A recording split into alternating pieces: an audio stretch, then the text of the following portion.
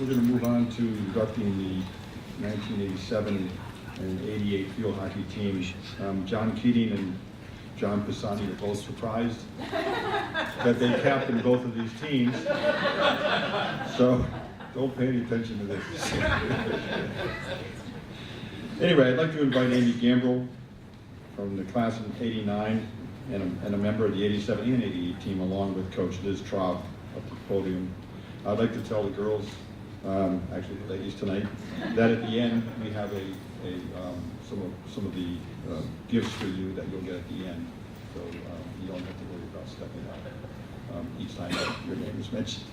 Anyway, welcome Liz Traub and Amy.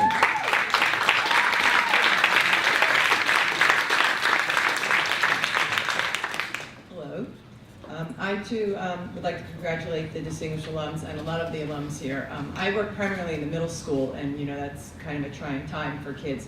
And I learned a few years ago for our 125th year as a school, we had all these alum come back and talk about what they do, and I was so amazed. And sometimes when our kids have issues in middle school and you're trying to help them, and the teachers get so worried, I learned from that assembly, like, just get out of the way. They're going to grow up, they're going to be great, and they're going to do amazing things, because it's from what we see of you all here and what I see from these events each year, it is amazing how accomplished the alum are. I've coached at Dwight Englewood for about 30 years. I've coached over 70 teams here. I'm actually a dean for some of my former students' children and nieces and nephews, so it's come quite full circle for me. But in coaching all these teams, what's really stood out for me, these two teams have really stood out for me. I've inducted quite a few of them as individual members into the Athletic Hall of Fame. And when I did so, I would refer to those couple of years back in the 80s as the glory days. They were the players back then, and there were so many of them. There was over 10 accomplished players in a couple of those years, and they could have been starters on most teams that we played against. They all weren't starters on our team in their senior year. But what I remember so much about them, they're so athletic and skilled and competitive and hardworking, but what really, really stood out was just how much fun they had. They just really wanted to be there. They wanted to work hard. They really wanted to compete. They wanted to be coached. They just really enjoyed it. And that they were talented students. They were running the yearbook. They were very involved, but they just wanted to show up to practice, and that they just wanted to play. They just want to have fun. And I know that it didn't start with me. I'd like to acknowledge Betsy Carson. She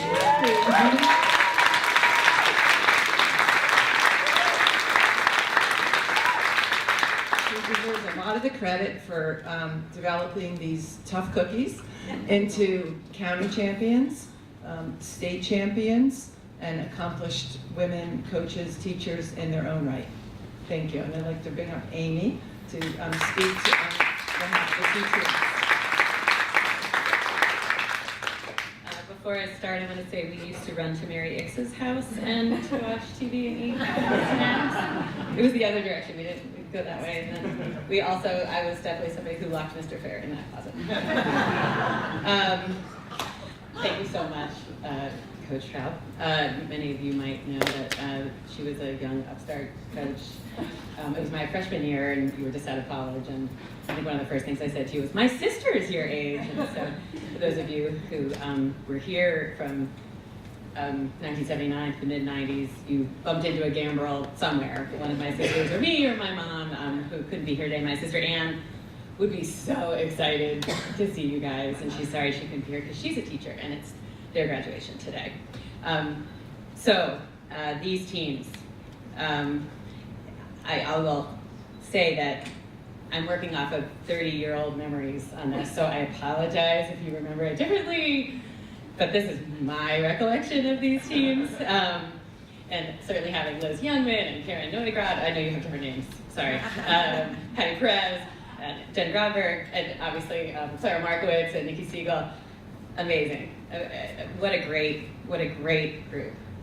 So I am honored to be here to accept on our behalf, because it was a special time, and we didn't really even know. It's just kind of how it was. And I remember that the football team always got a lot of fans. People would walk up to those fields down the street there, and they would sort of pass our game. But as we got better and better, we started getting the fans, and we started getting the crowds. And field hockey isn't really that exciting a sport. It's not a very high-scoring game.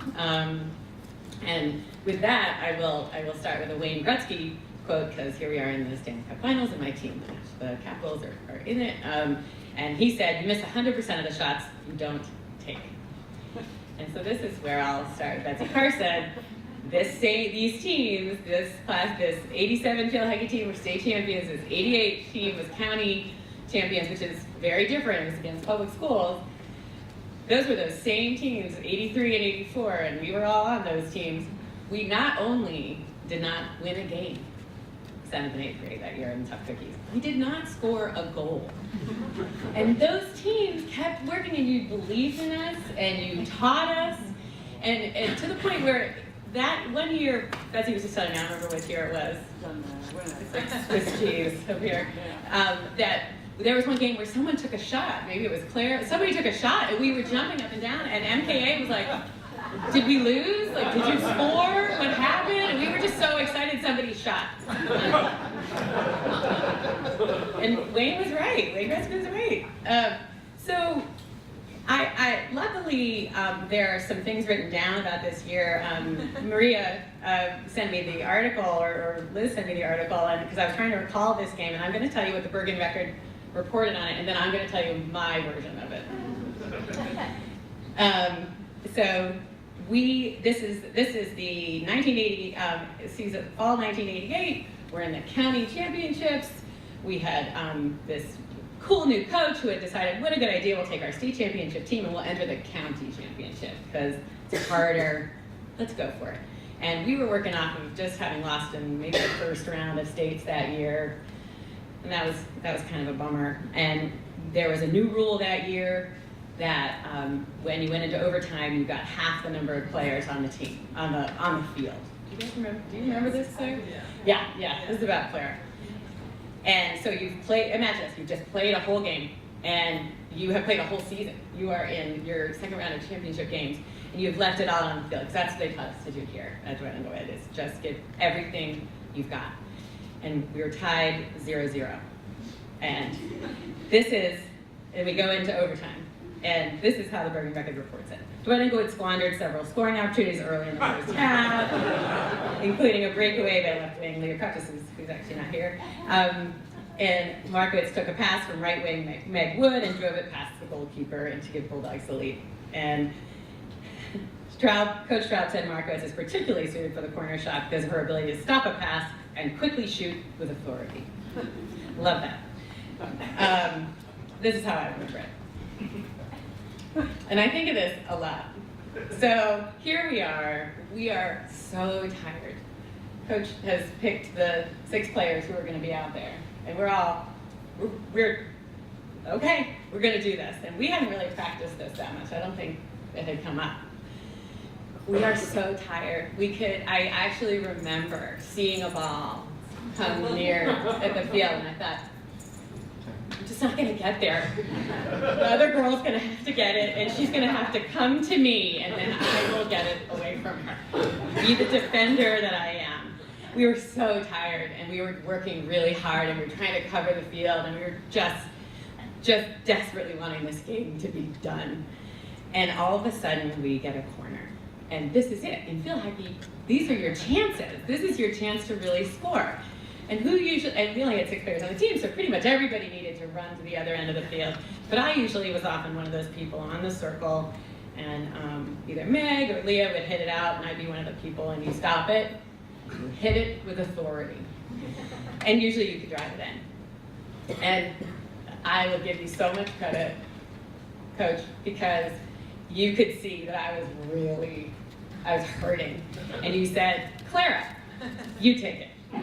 And I remember thinking, oh, thank God, I don't have to run down there, but I'm trying to. And meanwhile, either Leah, do you remember who hit it to? Leah? Meg? I don't remember. Let's say Leah. Leah hits it to Clara, she stops it, she hits it with authority, and she wins us the game because it was sudden death.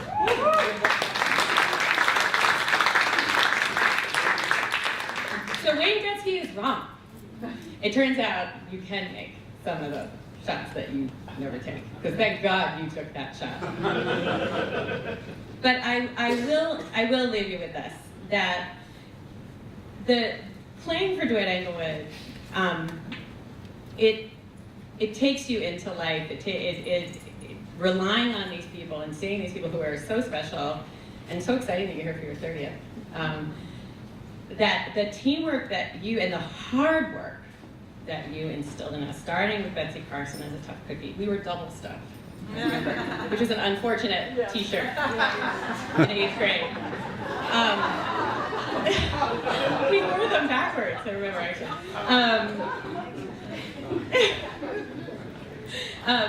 That going for it and putting everything you have and every bit of hard work, and we heard it all day long in the classroom, and then we heard it all afternoon long on the field, and we wouldn't have thought of doing any less. So thank you so much to this team. We did it all together. There weren't, huge stars on this team, I think. I think we were a building year that fall of '87, so it was really impressive that we made it to states. So thank you for this honor. These are very special teams.